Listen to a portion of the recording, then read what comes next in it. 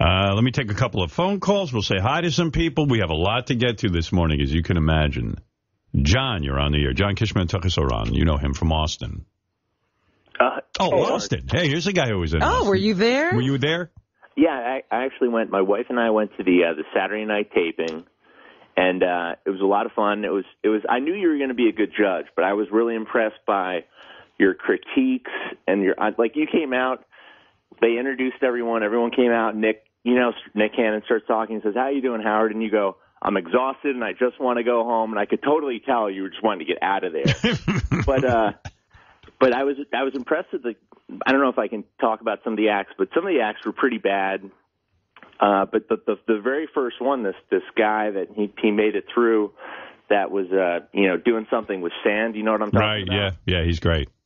That was pretty cool. And then this other guy that was like throwing grapes in another guy's mouth, and then he came over by the table where you guys were, and then he started taking them, chucking them at the guy, and you were great in your critiques because you were like, I got my Nudnik meter on, and it's going off the charts with you. Well, yeah, I mean, yeah, I got the Nudnik meter. This one guy comes out, and you and Sharon, that X buzzer is so loud and startling every time you. Is it? Oh, it's great. Especially, I wait for quiet. My wife and I would kind of jump out of our seats, and both of yours went off at the same time at one point on this guy. And after you said, forget about it, it's not for you, Nick came out with the guy and said, "Hey, Howard, this is my boy. This is my boy right here." And you go, "No, what do you mean your boy?" He goes, "This is my man." He goes, "You just met this guy 2 seconds ago. You're never going to see him for the rest of your life. What do you mean your boy?" And, Nick blacking it up there. And, well, yeah, it didn't seem genuine to me. I go, that's not your boy. Okay. I said, Nick, you're going to go backstage. You're not going to want to shake this guy's hand. He's annoying. You're going to push him away as soon as you get off stage. No, I had a great time in Austin. It was a lot of fun. I mean, I love the work and I love the job, and I love working with Howie and Sharon. I really do. It's really joyous. Did you end up doing anything in Austin? Because I imagined you, and with the festival going on, I just imagined you staring in your hotel room like you did at the Renaissance Center in Detroit, just staring at the wall. I was afraid to go out. In fact, the only thing I did do was I went from my room downstairs to the dining room to eat. I went with Ralph. Ralph came. Gary Dell'Abate came with his brother. Yeah, Baba Boohai was with me. He was having so much fun. He wouldn't leave. He stayed for all four tapings. He said he wasn't going to do all four, so he loved it that much? Him and his brother, and your brother came back the second day, too. My brother was there for 3 of them. Robin, it is so much fun. It really is so much fun, and you are so good at it. Howard's just was so much fun to watch, but all of them are. They get along great, and it's just fun to watch people who are either talented or stupid. Right. Yeah. Because there's a good mix of all of them. And I realized something, too. This was a big weekend for me. It was a revelation. I'm that judge that everyone agrees with. You've been saying you were thinking you were that judge. Now you know you're that judge? And in fact, I went around with a camera crew, and I interviewed everyone. Like in front of, Howie and Sharon, because they were doubting whether I was the judge everyone agreed with. And I said, no, I really am. I said, tremendous amount of pressure, but I'm that guy where you sit at home and you go, oh yeah, Howard will know what's doing. You know why he's that guy, Robin? Because then when they started doing it, he started telling them on camera, and every time he would do it, Sharon would turn around and look like she was going to throw up. He goes, you know, Sharon, I'm the judge that America loves, that everyone agrees with. And she was getting so irritated. But then I brought everyone in. We have this thing called the Snapple Lounge. Yeah. And I brought everyone in, just people who see the show every week. And I go, do you find you agree with me mostly? And they go, yes, every one of them. I disagreed with Howard twice out of 60 people. Wow. I mean, I'm telling you, I'm the guy America agrees with. I'm like the backbone. It's very addictive. You're the Len Goodman. It's addictive because you sit there and you watch an act, and then you formulate your own opinion, then you try to guess what everyone's going to say, and it's fun to watch. Yeah, it's a fun show. It's going to be a great season, I think. I mean, I could be wrong, but I think it's... I don't know. there good talent in Austin? Oh, yeah, a lot of good. Right? Wouldn't you say, Gary? Yeah, absolutely. Yeah. I think there's, without giving anything away, there's one person that was like an amazing revelation, like one of those. We had a Susan Boyle moment. Yeah, really? It was very moving. Yeah. Wow, really I can't wait to see that. Yeah. You only get those once in a lifetime. And everybody was shouting out the Baba Booies every second. Could you see Gary? Yeah. Yeah, I could definitely see Gary. I didn't see Ralph because Howard introduced everyone. He said Ralph, Ronnie was there, and everyone's yelling, "Stand up, Ronnie, stand up." Yeah, Ronnie. And then That's Ralph, become the chant at every venue. it's wild when you introduce Ralph, because this is the first time I brought Ralph with me. When he got up, the booing is so loud that you just feel bad. And he likes it. He's smiling. He's waving. Boos or yays to him. He's like, hey, everybody knows me. I guess you could look at it that way. He got up and somebody yelled out, "Geek time!" And I go, man, you've really elevated yourself. It used to be faggot. Right. There's a quiet moment right when Howie and Sharon and Howard are waiting for the next act to come on, and that's when people start yelling out stuff. Yeah. So I just yelled out like Dominic Barber. I went out, "Mayday, Mayday!" Just like cut through glass, and all of a sudden Sharon looks back like, "What the fuck is wrong with you?" Sharon doesn't know any. Kind of laughing to her. Yeah, Sharon doesn't understand the references, so Right. I have to explain. How do you explain Dominic was on a boat and Mayday? That's a long explanation. I spent the whole day doing that for my brother. You know, hey now, and a lot of guys are doing crackhead Bob. Did you guys see Crackhead Bob? He's down in the Texas area? He is, but he didn't I contact didn't see him. Aw. I think he lives in like Dallas. Dallas. I was thinking about him the other day because I played something. I go, wow, we haven't talked to Crackhead Bob in a long A time. lot of beautiful women, too. Yeah. Hey, Howard, I wanted to just ask your advice. One last thing. My wife and I are expecting our first child, a boy, in May, and I just wanted to know if you had any advice for a soon-to-be father. I mean, everyone tells you prepare to have your whole life change, but it really is true. It totally changes. I mean, you're used to walking out the door. You don't walk out the door anymore. You've got a whole fucking. It's a circus. If you have a weekly poker game or a softball game, prepare to not do it anymore. Yeah, right. Like all the things that you like.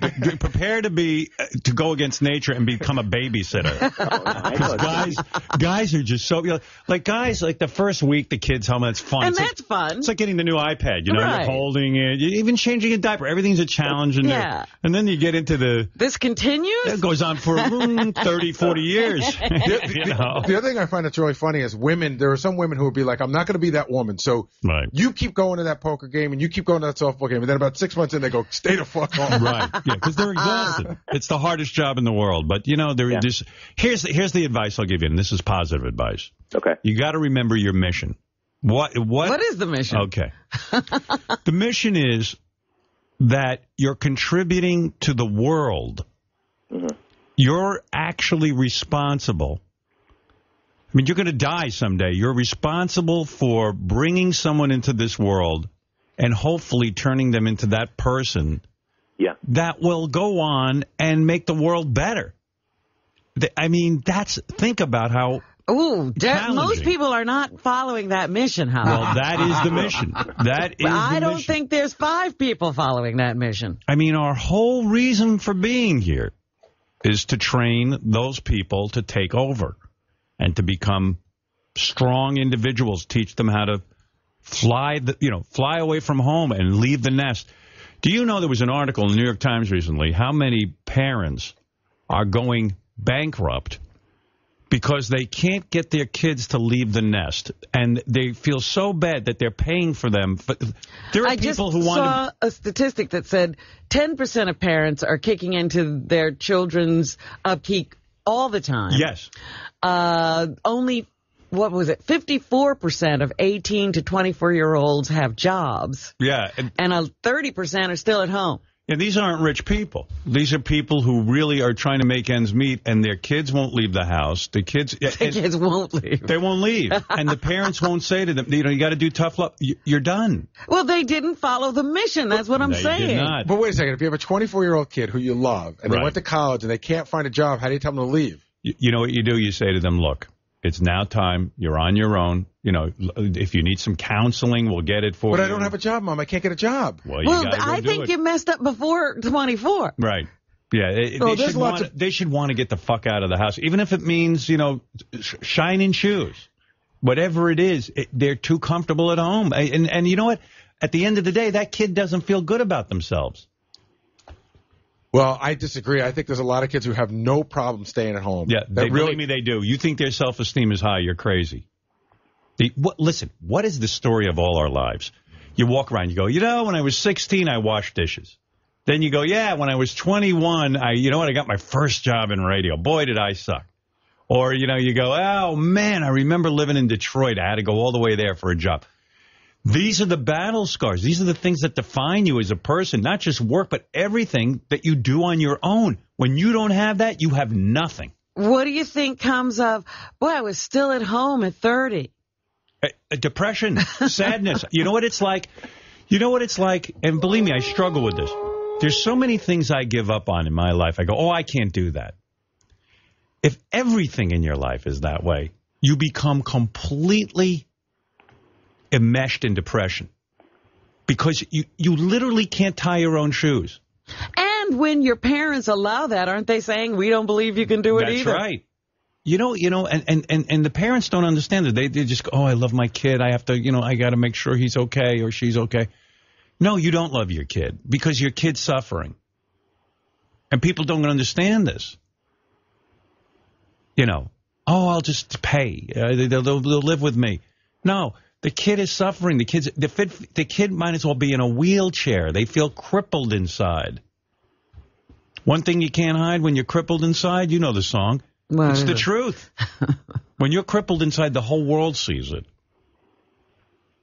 And you feel bad for those people when they lose faith in themselves and they lose direction. So, John, you've got a big job ahead of you. But realize how awesome that responsibility is. Yeah, we're in the home stretch. Okay, man. Good luck. No, you're not. You're at the very beginning. You haven't even started yet. We're on the home stretch of the pregnancy, 32 weeks. The greatest thing about the pregnancy is you go, oh, you know, it's not so bad. I'm enjoying my last weeks of freedom. That's what I'm doing. Especially for a guy. You go, you know, I got this under control. And then that baby comes.